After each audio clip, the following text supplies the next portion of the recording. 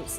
पहले हनुमान जयंती, राणा सांगा जयंती और अब अंबेडकर जयंती। देश की सियासत में इन दिनों जयंती के नाम पर खूब जोर आजमाइश चल रही है। आज अंबेडकर जयंती है और दलित वोट बैंक की सियासत उफान पर है। उत्तर प्रदेश और बिहार से लेकर दिल्ली तक सारी पार्टियां अपने अपने हिसाब से अंबेडकर के सम्मान की सियासत में जुटी हुई है।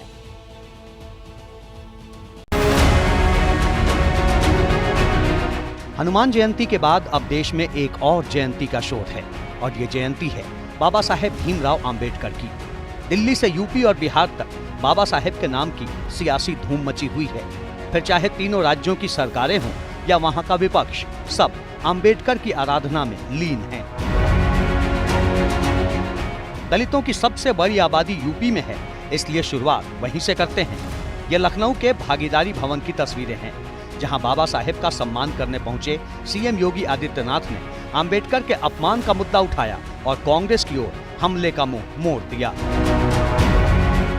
बाबा साहब के स्वर्गवास होने पर, उनके महापरिनिर्वाण होने पर उन्हें दिल्ली में अंतिम संस्कार नहीं करने दिया गया।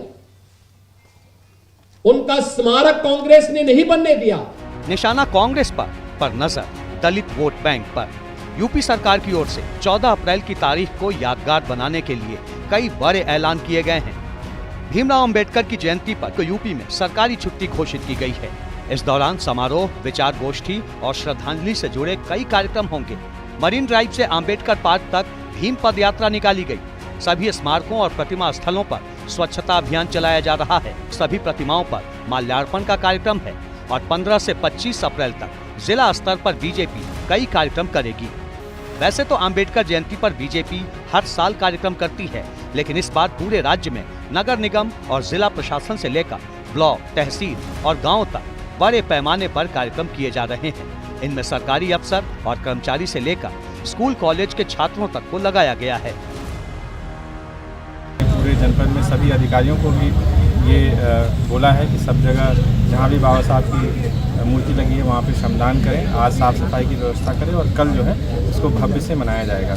लखनऊ में बाबा साहेब के सम्मान में केडी सिंह बाबू स्टेडियम से करीब 5 किलोमीटर लंबी मैराथन दौड़ हुई, जिसमें सरकार और संगठन से जुड़े कई बड़े चेहरे मौजूद रहे। इस मौके पर बीजेपी उत्तर प्रदेश में ऑपरेशन दलित के नाम से विशेष अभियान चला रही है। सिर्फ बीजेपी ही नहीं, संघ भी अंबेडकर जयंती पर पूरी तरह सक्रिय है। बाबा साहेब की जयंती पर कानपुर में संघ प्रमुख मोहन भागवत का कार्यक्रम होने वाला है। इस दौरान केशव भवन और अंबेडकर सभागार का उद्घाटन किया जाएगा। अंबेडकर के नाम पर सियासी कार्यक्रमों की गूंज सत्ता पक्ष से लेकर विपक्ष तक एक जैसी है। ये इटावा की तस्वीरें हैं, जहां समाजवादी पार्टी के मुखिया अखिलेश यादव ने बाबा साहेब की प्रतिमा का अनावरण करते हुए संविधान की सुरक्षा वाला सवाल उठाया।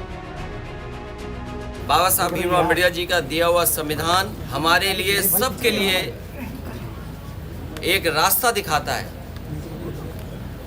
कि जहां पर सम्मान के साथ जीवन जी सकेंगे, और उसी संविधान को भारतीय जनता पार्टी कमजोर करना चाहती है। हम सब मिलकर के बाबा साहब भीमराव अम्बेडकर जी के रास्ते पे चल करके परिवर्तन लाने का काम करेंगे। बीएसपी सुप्रीमो मायावती के लिए तो 14 अप्रैल का दिन और भी ज्यादा खास है, क्योंकि इसी दिन बहुजन समाज पार्टी का गठन भी हुआ था। लिहाजा बहन जी भी अंबेडकर और दलितों के सम्मान के सवाल पर मुखर हैं। परम पूज्य बाबा साहब डॉक्टर भीमराव अंबेडकर की जो जयंती है, मैं अपनी व पार्टी की तरफ से पूरे तहे दिल से अपने श्रद्धा सुमन अर्पित करती हूँ, जिन्होंने कदम कदम पर अनेकों कष्ट झेलकर अपनी पूरी जिंदगी इस देश में सदियों से जातिवादी व्यवस्था के शिकार रहे लोगों को आत्मसम्मान व स्वाभिमान की जिंदगी बसर करने के लिए समर्पित की है। जयंत चौधरी की आरएलडी भी दलित वोट बैंक की अहमियत जानती है, इसलिए जयंत भी दलितों के कल्याण की बातें कर रहे हैं। देश बाबा साहब अम्बेडकर जी का ही है। पार्टी के सभी कार्यकर्तागण, उनकी पार्टी की विधिवत सदस्यता चलेगी। ये 6 महीने की एक्सरसाइज प्रक्रिया जो 15 अक्टूबर तक चलाई जाएगी। हमने सोचा कि 14 अप्रैल से बेहतरीन कोई दिन नहीं, क्योंकि बाबा साहेब सिर्फ SC/ST की लीडर नहीं है, उनका दायरा उससे बहुत बड़ा है सर। यूपी में 2027 में विधानसभा चुनाव होने वाले हैं। यूपी में दलित आबादी करीब 21% से भी ज्यादा है। 40 से ज्यादा जिलों में दलितों की आबादी 25% या उससे भी ज्यादा है। पहले 80% से ज्यादा वोट बीएसपी को मिलते थे, लेकिन पिछले 10 सालों में बीएसपी का दलित वोट बैंक हाशिए पर पहुंच गया। बीजेपी की तरफ काफी दलित वोट शिफ्ट हुए, जिसके चलते 2014 के आम चुनाव से लेकर 2022 के यूपी चुनाव तक पार्टी को जबरदस्त फायदा हुआ।